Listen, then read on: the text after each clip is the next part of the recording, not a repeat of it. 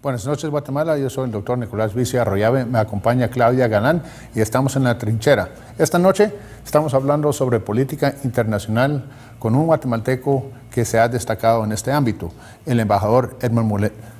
Bienvenido, licenciado. Muchas gracias, doctor. Muy buenas noches. Claudia, le va a hacer la primera pregunta. Sí, perfecto. Muy buenas noches. Muchas gracias por acompañarnos, licenciado. Gracias, Claudia. Y pues quisiera empezáramos la conversación abordando un poco el concepto de soberanía, ¿verdad? ¿Qué entendemos por soberanía, su importancia y cuál es el impacto que tiene en las relaciones internacionales? Bueno, la soberanía es un tema que ha ido evolucionando también durante las últimas décadas, bueno, siglos diría yo. Es... muchos estados, muchas repúblicas, muchos imperios, hace muchos siglos, pues imperaba la ley solamente en su propio territorio, en su propio ámbito, de su propia legislación. Pero para poder convivir con otros, pues las relaciones diplomáticas se fueron estableciendo, acuerdos, tratados, convenciones internacionales. Uno puede vivir, por ejemplo, en una finca, en una casa aislada, o uno también puede vivir en un condominio. Entonces, cuando uno va a vivir en un condominio, pues hay reglas del condominio y entonces uno también se tiene que someter a ellas, que hacen más vivible, más democrática, más aceptable la convivencia entre todos. Entonces, el tema de la soberanía ha ido evolucionando. Yo en una casa, en mi condominio, por ejemplo, yo soy, bueno, no yo, mi mujer es la que manda ahí en la casa, pero también hay reglas, pues, que nos hacen, pues, respetar también los derechos de otros en esa comunidad. Y esa es la forma en que, sobre todo después de la Primera Guerra Mundial, con la Sociedad de las Naciones y después con las Naciones Unidas a partir de 1945, que se han ido estableciendo, pues, ese tipo de convenciones para las relaciones internacionales que tienen ámbitos enormes, desde no reconocer, por ejemplo, las invasiones a territorios de países terceros o adhesiones o incorporaciones que se hacen de territorio. Por ejemplo, Rusia hace 4 años invadió Ucrania y anexó la mitad de Ucrania y anexó la península de Crimea. Y eso es totalmente inaceptable y ningún país del mundo, excepto creo que Venezuela y Nicaragua, han apoyado ese tipo, pues, de anexiones. Entonces hay ese tipo de protocolos internacionales de los cuales todos formamos parte y que tenemos, pues, que aceptar. Gracias, licenciado. Ahora, siguiendo con el ejemplo del condominio, siempre existe el vecino que no paga el agua. Así es. Entonces, el país que no sigue las reglas. Hay un concepto, sigue imperando ese concepto de soberanía, de que los países no deben meterse en los asuntos internos de otros países. Yo pregunto por el tema de el concepto de responsibility to protect, de responsabilidad de proteger, de que por la falta de reacción de la comunidad internacional, sobre todo los países de Occidente con el genocidio en Ruanda, se dieron cuenta que, bueno, tal vez ahí sí hay, por interés humanitaria, una justificación de intervenir, y luego lo hicieron en Europa Oriental, con el tema de Yugoslavia. ¿Sigue creciendo ese concepto? El R2P, o Responsibility to Protect, o responsabilidad para proteger, fue un concepto que se fue desarrollando hace 10, 15 años y que ahora ha bajado en intensidad, porque también muchos países del mundo, con el propósito de usar su propia agenda, han utilizado el R2P, la responsabilidad para proteger, para servir su propia agenda. Por ejemplo, cuando la situación en Libia se estaba complicando y Muammar Gaddafi, pues, estaba ya, además de sus locuras normales, estaba totalmente destruyendo al país y asesinando, matando, masacrando a muchas de la oposición política, el Consejo de Seguridad utilizó, o algunos miembros del Consejo de Seguridad, apelaron al R2P, la responsabilidad de proteger, para lograr del Consejo de Seguridad la autorización para bombardear Libia. Y fue aceptado por todos los miembros del Consejo de Seguridad, incluso por China y por Rusia, además de los otros 3, Estados Unidos, Francia y el Reino Unido. Y así fue como esta coalición bombardeó Libia, pero inmediatamente después se dio cuenta muchos segmentos de la comunidad internacional que el propósito no era precisamente proteger a la población de los desmanes de Muammar Gaddafi, sino del cambio de régimen y el de imponer uno más cercano a Occidente. Entonces, eso fue lo que puso a prueba este principio del R2P, y cuando ha habido otros conflictos a nivel internacional, en África, en el Medio Oriente, donde la comunidad internacional o el Consejo de Seguridad debiera involucrarse para proteger a la población que sufre de vejámenes o asesinatos o masacres o genocidios, etcétera, el Consejo de Seguridad desde el ataque a Libia no ha habido consenso en el Consejo de Seguridad para utilizar el concepto del R2P para proteger a diferentes ciudadanos, porque siempre queda la duda de que esto puede ser utilizado como una agenda de geopolítica de control o de dominio en un determinado país. Entonces, estos últimos años, el tema del R2P, responsabilidad para proteger, ha bajado pues en intensidad y en importancia a nivel del Consejo de Seguridad, porque no ha habido acuerdos en ese sentido. Pero no se puede decir que el mismo presidente Trump de Estados Unidos utilizó ese concepto para atacar en Siria por el supuesto uso de armas químicas en Siria. Pero eso lo hizo no solamente Trump, no solamente los Estados Unidos, sino que Francia y el Reino Unido también. En este último ataque, hace un mes y medio, fue una advertencia que habían hecho estos tres países al gobierno sirio, que si utilizaban armas químicas los iban a atacar. Pero ese ataque, hay que reconocerlo, de estos tres países fue hecho al margen del Consejo de Seguridad. No fue autorizado por el Consejo de Seguridad.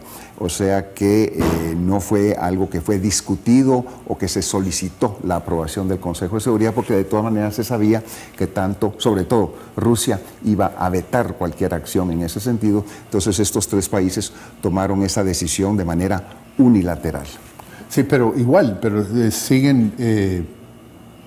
¿Cuál sería la justificación, si no por violación de algún concepto de derecho humano? El tema de las armas químicas, como sabemos, fueron utilizadas por primera vez durante la Primera Guerra Mundial, y desde 1925 hay convenciones y tratados internacionales que se han desarrollado desde esa fecha prohibiendo la manufactura, la creación, el embodegamiento, la utilización de armas químicas. Sin embargo, en Siria se siguen utilizando, y a pesar de que ha habido pues esfuerzos para que Siria ya suspenda ese tipo de acciones, se sigue utilizando. Y estos tres países, el Reino Unido, Francia, Estados Unidos, habían anunciado ya desde el tiempo del presidente Obama que había una línea roja, the red line, que si el gobierno sirio la cruzaba, iban a atacar. Y Siria de nuevo utilizó armas químicas y lo utilizó. ¿Usted coordinó esa investigación? El año pasado yo era jefe del mecanismo para investigar el uso de armas químicas en Siria. ¿Y se logró demostrar que sí se usaron? Sí, totalmente. Después yo hice ese trabajo de mayo a noviembre del año pasado, constituí un grupo del más alto nivel mundial de químicos, de epidemiólogos, de expertos en balística, etcétera. Éramos un equipo de 25. Yo estaba basado en Nueva York, pero ellos estaban basados en La Haya y me tocaba mucho trabajar con ellos. Fui a Damasco en medio de las bombas y la guerra en Siria, y en mi informe, mi reporte al Consejo de Seguridad, demostré con meridiana claridad que hay dos responsables del uso de armas químicas en Siria. Uno es Al-Qaeda, ISIS, que utiliza el gas mostaza. El gas mostaza es un líquido que se pone en bombas o en granadas o en obuses, que cuando explota genera un humo amarillo y deja no solamente el gas, sino un líquido viscoso, aceitoso, que se pega sobre la piel y las víctimas, sobre las paredes de las casas, y durante varias semanas va emanando un gas, pero por lo menos es un gas que tiene color, es amarillento y tiene olor. Eso es las responsabilidades de ISIS y de Al-Qaeda haciendo eso, porque lo han creado, este gas mostaza, ya de manera manufacturado de manera cruda, pero lo están haciendo con asesoría de grupos rebeldes que vienen de Afganistán y de Irak, y todo esto en Siria. Pero el gobierno sirio es responsable del uso del cloro. El cloro de uso doméstico, pero en alta concentración, que también lo lanzan sobre la población. Y el cloro, cuando explota la bomba, hay un humo más o menos blanco y se siente, por supuesto. Entonces la gente, si cae una bomba con cloro, pues se puede proteger o huye o corre, en fin, hay una forma de hacerlo. Pero el más insidioso de esas armas químicas es el gas sarín. ¿Gas sarín? Sarín, S-A-R-I-N, sarín. Vamos a continuar hablando sobre este tema en el próximo segmento. Perfecto. Nos toca un comercial. Muy Vamos bien. a corte, por favor.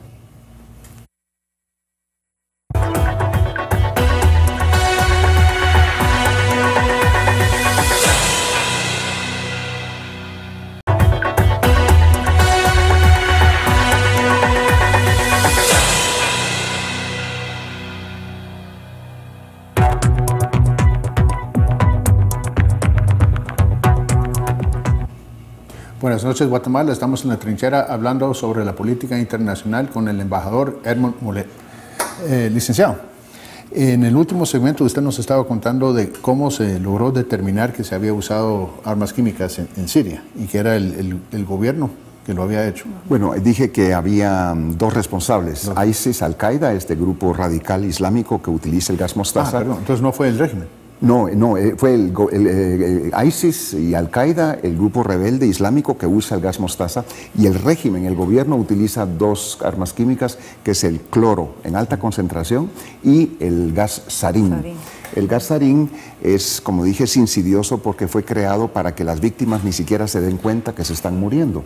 Porque aquí podríamos estar en este estudio, en este momento, respirando el gas sarín, pero como es inodoro e incoloro, no tiene olor, no tiene color, el gas está flotando ahí y a los 2 o 3 minutos todos los órganos internos, todo el sistema nervioso explota, los ojos, una muerte atroz. Y eso es lo que el gobierno sirio ha estado utilizando en contra de la población civil. Entonces yo pude demostrar en mi informe al Consejo de Seguridad la responsabilidad del gobierno sirio en utilizar este gas sarín. No fue un trabajo fácil porque el tema de Siria, la guerra en Siria desde hace 5 años, tiene connotaciones geopolíticas de control de la región por las grandes potencias. Y sí, eso lo quería preguntar, porque si uno ve, analizando el Medio Oriente, hay países, hay sociedades, disculpe el término, bastante rezagadas o tradicionales, no han llegado a la modernidad, pero Siria no era uno de esos países, es una tremenda civilización, gente muy culta.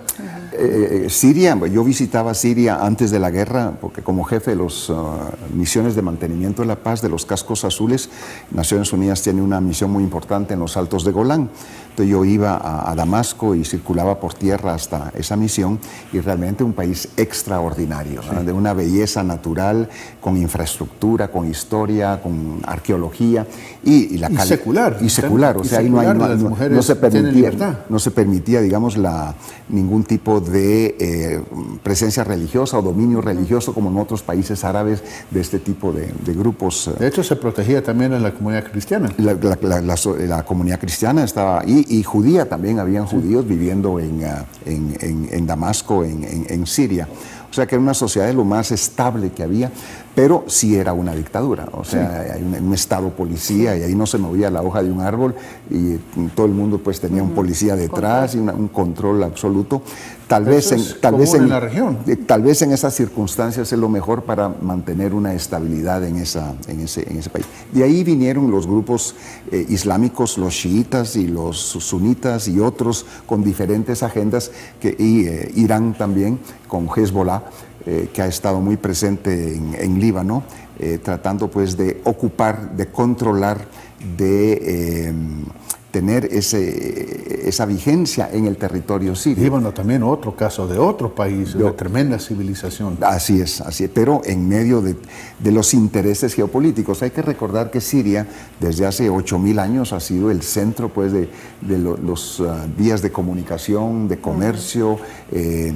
Ahí estuvieron desde los asirios, por eso se llama Siria, porque desde los asirios, los mesopotamios, los persas, estuvo Alejandro el Grande con los griegos, los romanos, estuvieron los europeos, estuvieron los cruzados, los turcos en los últimos 500 años ocupando Siria también, hasta 1921, y ahí ya llegaron los ingleses y los franceses. O sea que ha sido un lugar que todo el mundo quiere tener la mano en Siria, porque es el cruce de grandes civilizaciones y de control territorial. Para Rusia es fundamental tener el control sobre Siria, porque le permite el acceso al mar caliente que es el Mediterráneo, para la flota rusa en el Mediterráneo, pero también quien controla Siria controla la llave de los oleoductos y de los gasoductos que vienen. Siria produce algo, pero sobre todo vienen de Kurdistán, de Irak, de Kuwait. Y todos esos oleoductos pasan por ahí, gasoductos. Entonces, quien tiene el control de eso puede controlar incluso la economía mundial. Lo abre o lo cierra, y la presión, el chantaje que puede poner sobre Europa y el resto del mundo. La importancia de la estabilidad que proveía Assad. Hasta ese momento, sí, hasta ese momento. Pero después vino la primavera árabe y se creyó que ahí yo creo que ahí fue un cálculo equivocado, sobre todo los Estados Unidos, el de haber precipitado pues una revolución o apoyando a grupos rebeldes ahí con propósitos tal vez de buena voluntad, de democratización, sin preparar regímenes democráticos, sin preparar el segundo paso. O sea, se meten a veces los Estados Unidos y otros países a derrocar ciertos regímenes que no les gustan, pero tampoco preparan la opción que va a reemplazarlo. Entonces hay mucha improvisación en ese tema. Ahora, tiene mucho que ver, perdón, claro, lo que usted decía de Libia, porque si uno en el lugar de Assad ve lo que le pasó con Gaddafi, ¿qué opción tiene? Así es, o sea, arrinconan a las personas y no buscan pues una salida. Además hay muchísimos otros intereses, como dije, pues de muchas otras potencias ahí. Al final, lo que no les interesa a todas estas potencias, y hablo de Estados Unidos y Rusia y Francia y China y Rusia, ninguno de estos no es ni el bienestar de la población. No les interesa si hay democracia o no hay democracia, ninguno de esos principios que uno pudiera decir, bueno, están peleando por eso. Lo que les interesa es el control del territorio, el control de la economía. Y vemos en este momento cómo el precio de los combustibles, de la gasolina, está subiendo, incluso aquí en Guatemala, como producto de este conflicto en el Medio Oriente. Claro. Gracias, Nicolás. Ahora, licenciado, a mí me gustaría poder tocar el tema de ese rol del Consejo de Seguridad, y si en esos puestos diplomáticos y obviamente con toda su experiencia ha habido cierta injerencia por parte de este Consejo de Seguridad. Bueno, siempre hay agendas, como dije anteriormente, hay intereses, y cuando yo fui nombrado por el Consejo de Seguridad como jefe del mecanismo para investigar el uso de armas químicas en Siria, bueno, había algún tipo de mensajes de algunos países, de Estados Unidos, de Europa, pero eran lo normal. Lo que sí yo realmente sufrí fue no mensaje, una presión directa, constante de parte de Moscú y de Rusia. Yo estuve en Moscú y en mi oficina en Nueva York yo recibía por lo menos una vez por semana al embajador ruso para decirme, mire, si no hace la cosa así, ya va a ver. Al día siguiente que yo tomé posesión de mi cargo, así de fuerte, así llegó el embajador ruso a verme a mi oficina y me dijo, mira, cuando tu nombre fue propuesto por el secretario general para este cargo, nosotros, Rusia, fuimos los primeros en apoyarte, ¿verdad? Eso que quede muy claro, porque te respetamos, te queremos, te admiramos, toda la cosa, pero te vamos a destruir, así me dijo. We will destroy you, así me dijo, te vamos a destruir. Entonces, porque nuestra agenda es de esta manera. Entonces yo ya estaba advertido de cuál era la agenda rusa, y no había semana de Dios sin que me pidieran que yo fuera a la embajada rusa o que ellos vinieran a mi oficina para decir, mire, usted está haciendo esto de manera equivocada, ojalá lo haga así, tratando de dirigir el trabajo que era eminentemente científico y técnico que estábamos haciendo. Incluso en Moscú, cuando me reuní con el viceministro de Relaciones Exteriores, no me lo dijo así tan claramente, pero era evidente, me dijo, bueno, ustedes con el mecanismo tiene un año de vigencia, en algún momento tendrá que ser renovado ese mandato por el Consejo de Seguridad, donde Rusia tiene una voz. Y entonces, si ustedes quieren seguir con su empleo y sus ingresos y sus sueldos, usted y su personal, pues sería penoso pues que por decisiones incorrectas de ustedes, de que llegáramos a terminar con este mandato y que ustedes pues se quedaron sin trabajo y sin empleo. Entonces yo le dije, mire, señor viceministro, pero usted me está diciendo de que esto está condicionado al contenido. No, yo no estoy diciendo eso, pero pues, usted debe entender de que es importante, ¿verdad? Que si usted y sus colegas quieren seguir trabajando y teniendo sus sueldos y todo, pues tienen que hacer las cosas de alguna manera. Y por supuesto, yo le dije, mire, eso es totalmente inaceptable. Yo voy a presentar mi trabajo, el resultado como debe ser, sin ese tipo pues, de condicionamientos. Incluso dentro de mi mecanismo, de mi personal, de manera también muy discreta, algunos de mis colegas decían, bueno, tal vez sería mejor alargar esto y no concluir con nada ahora para que nos renueven el mandato y renueven nuestros contratos de trabajo. Pero no era un juego pues al que yo me podía prestar tampoco. No, gracias, señor embajador. Vamos a seguir hablando sobre estos temas en el próximo segmento. Vamos a corte, por favor.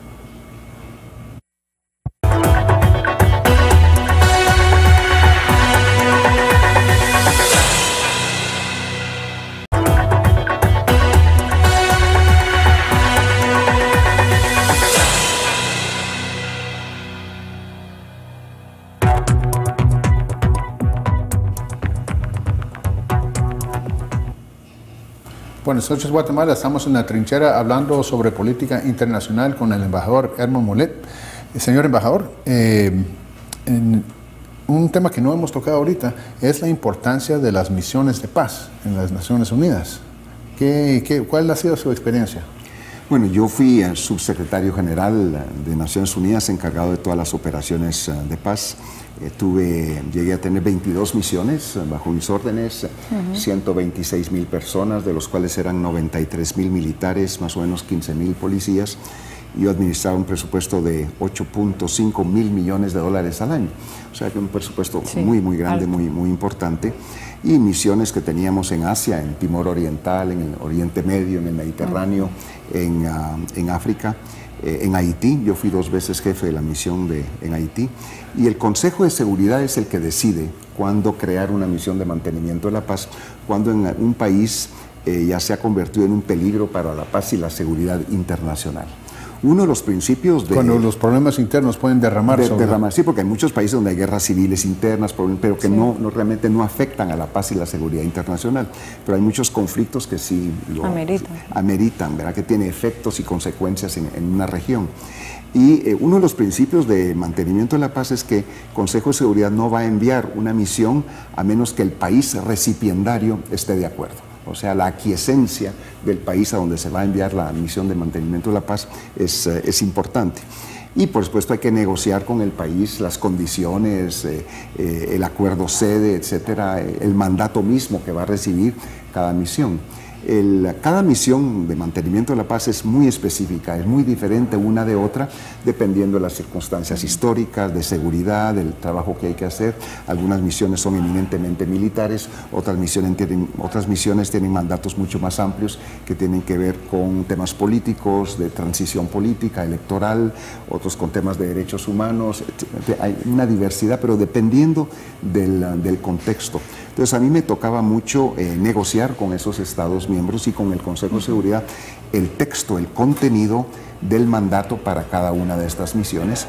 Y las misiones también, el propósito es que no estén ahí por mucho tiempo, debe ser solo estabilizar y retirarse. Sin embargo, hay misiones como por ejemplo la que Naciones Unidas tiene en Cachemira, entre la India y Pakistán, desde 1947, o la misión en el Sahara Occidental, que ya cumplió 47 años, o la misión en Chipre, que lleva 53 años, porque las misiones están ahí supervisando un cese el fuego, para estabilizar, pero ahí están todavía las partes y el proceso político no ha avanzado para llegar a una solución. En los Altos de Golán también está, cuando Israel ocupa los Altos de Golán, se crea una misión para separar a las fuerzas sirias y las fuerzas israelíes. En el Sahara Occidental, desde hace 47 años, entre el Frente Polisario y las fuerzas marroquíes también en ese territorio, cuya propiedad todavía no ha sido definida, dependiendo pues de las circunstancias. Haití, ahí no había, digamos, un peligro armado que pudiera afectar a otros países, a menos los Estados Unidos. Haití es un verdadero estado fallido y estaba dominado por grupos armados, maras, la violencia era tremenda, Entonces el Consejo de Seguridad envía estas tropas para pacificar y estabilizar ese país. Y entendemos que en esas misiones también han participado soldados guatemaltecos. Así, ¿Cómo calificaría el desempeño de estos soldados guatemaltecos? Guatemala contribuye, todos los países, de los 193 países del mundo, 138 países del mundo contribuyen con tropas y oficiales a las misiones de mantenimiento de la paz. Esto es una contribución voluntaria de los países, pero cuando uno es miembro de un club, pues tiene obligaciones y tiene responsabilidades, derechos y obligaciones, y Guatemala en ese sentido contribuye. En la República Democrática del Congo, con las fuerzas especiales, que son los caibiles, realmente muy reconocidos por su profesionalismo, por su sentido de entrega, su disciplina. En Haití, hasta hace poco, antes de que se modificara la naturaleza de la misión, que era militar, ahora ya no la es, eran los policías militares de la misión. Pero Guatemala también contribuye. Están apreciados por su profesionalismo. Así, y a mí me da mucha satisfacción como guatemalteco los comentarios de los países donde trabajábamos, de otros contingentes, del reconocimiento a los oficiales guatemaltecos. Muchos de ellos en muchas misiones trabajan como oficiales de enlace, oficiales de Estado Mayor, oficiales observadores también en líneas de cese el fuego. Entonces, a donde yo iba a inspeccionar estas misiones, siempre pedía encontrarme con los guatemaltecos, y era muy satisfactorio ver el reconocimiento y el aprecio y una disciplina y una formación realmente extraordinaria. Excelente. Licenciado, usted mencionaba que pues, se puede catalogar ya de hecho, un Estado fallido. ¿Podríamos hablar de esto para Guatemala, tomando en cuenta que pues, se necesita esa cooperación internacional?